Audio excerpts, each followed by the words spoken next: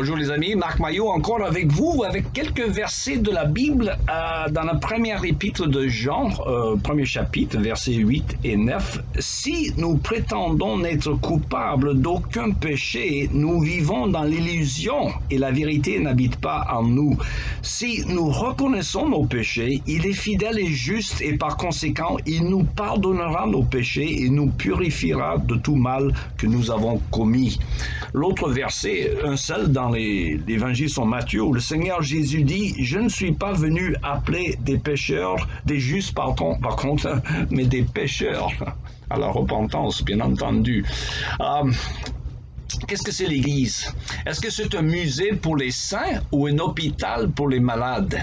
Il n'y a pas très longtemps qu'un ami québécois a fait une réflexion négative au sujet d'un homme que nous connaissions tous les deux et qui commençait à fréquenter notre Église. Or, cet homme, celui qui commençait à fréquenter l'Église, avait des défauts assez flagrants, manifestes pour tous.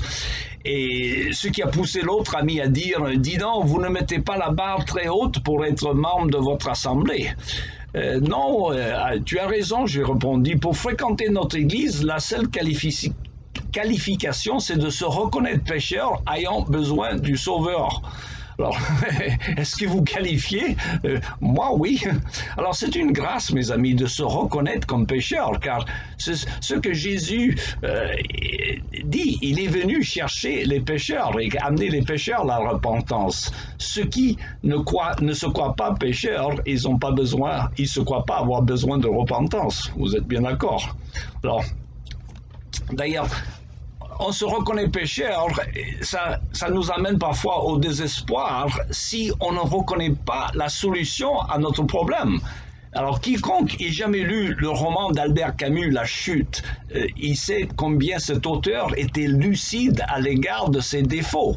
Alors, le personnage central de ce roman, qui s'attribue le rôle, il s'appelle juge pénitent, il est obsédé par le sens de sa propre culpabilité.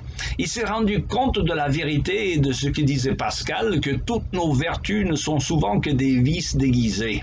Alors, écoutez ce passage assez long, tiré de ce roman, et je le cite. Surtout, ne croyez pas vos amis quand ils vous demanderont d'être sincères avec eux. Ils espèrent seulement que vous les entretiendrez dans la bonne idée qu'ils ont d'eux-mêmes en leur fournissant d'une certitude supplémentaire qu'ils puiseront dans votre promesse de sincérité.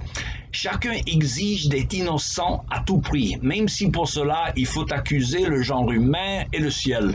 Si vous dites à un criminel que sa faute ne tient pas à sa nature ni à son caractère, mais à des malheureuses circonstances, il vous en sera violemment reconnaissant. Et pendant la plaidoirie, il choisira même ce moment pour pleurer. Il n'y a pas de mérite à être honnête ni intelligent de naissance, comme on n'est sûrement pas responsable à être criminel de nature qu'à l'être de circonstances. Et j'ai un petit problème.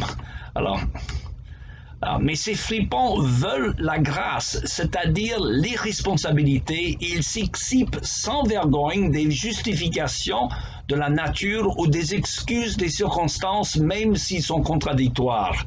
L'essentiel, c'est qu'ils soient innocents et que leur vertu par grâce de naissance ne puisse être mise en doute et que leur faute née de malheur passager ne soit jamais que provisoire. Je vous l'ai dit, il s'agit de couper au jugement.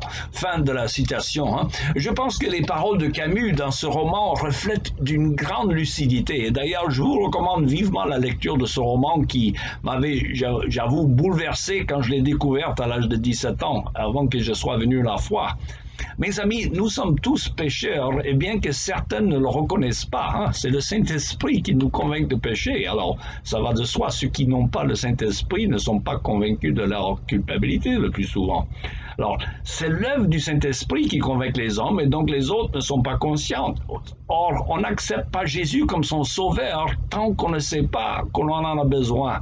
Alors Blaise Pascal disait qu'il n'y a que deux sortes d'hommes, les uns pécheurs qui se croient justes et les autres justes qui se savent pécheurs.